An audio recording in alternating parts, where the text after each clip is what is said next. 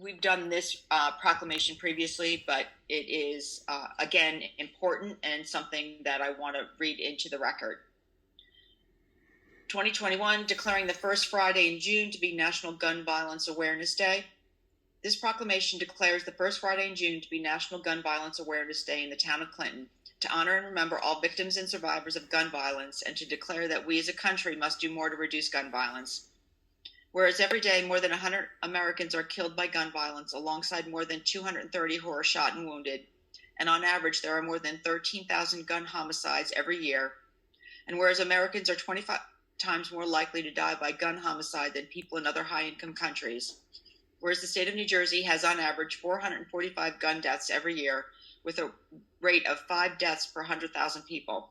New Jersey has the 47th highest rate of gun deaths in the U.S., whereas gun homicides and assaults are concentrated in cities, with more than half of all firearm-related gun deaths in the nation occurring in 127 cities, and whereas cities across the nation, including in Clinton, are working to end the senseless violence with evidence-based solutions, and whereas protecting public safety in the communities they serve is the mayor's highest responsibility, and whereas support for the Second Amendment rights of law-abiding citizens goes hand in hand with keeping guns away from people with dangerous histories, whereas mayors and law enforcement officers know their communities best, are the most familiar with local criminal activity and how to address it, and are best positioned to understand how to keep their citizens safe, and whereas gun violence prevention is more important than ever as the COVID-19 pandemic continues to exacerbate gun violence after more than a year of increased gun sales, increased calls to suicide and domestic violence hotlines, and increase in city gun violence.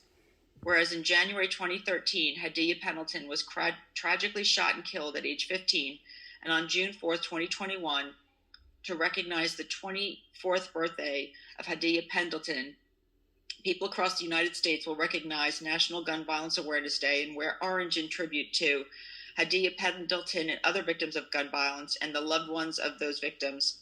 And whereas the idea was inspired by a group of Hadia's friends who asked their classmates to commemorate her life by wearing orange, they chose this color because hunters wear orange to announce themselves to other hunters when out in the woods, and orange is a color that symbolizes the value of human life. Whereas anyone can join this campaign by pledging to wear orange on June 4th, the first Friday in June in 2021, to help raise awareness about gun violence.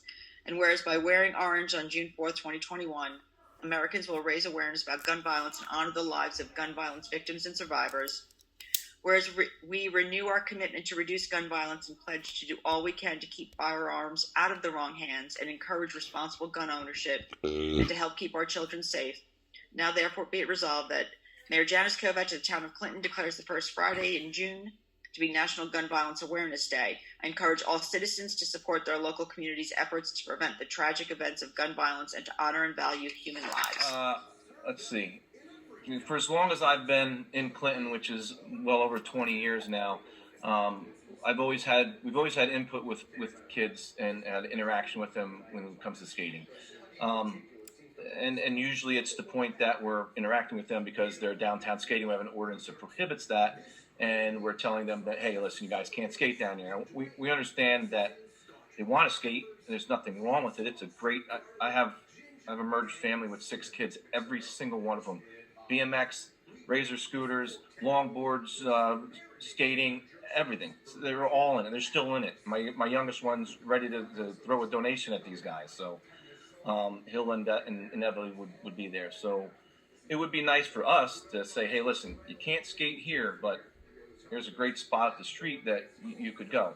The location, it's a park. We know that there's kids there from playing basketball to younger kids playing, on the playground equipment, which is great. But it's kind of that lack of an area for this particular group that has, like they mentioned, they're not into the traditional sports. They like bike riding, BMXing. I've done it myself. So, I think it could be a good thing for them. I think they this is not the first time this has happened in Clinton over the history. We've had other kids and other groups say, hey, listen, what can we do? Hey, it always comes down to the dollar. It's tough. It's not cheap. It's not cheap for the town. Is it more work for my department? Sure, it's going to be. But Probably no more than a basketball court is, and it's just the cost of doing business in the town. You want to provide this as a service, that's we're going to do what the town wants. So A up, flat, down in the middle, as seen right here, with a hip on the side and a hubba going across, which is a ledge that goes down or up, flat, and then down, and then a spine, which is basically 2 quarter pipes back to back.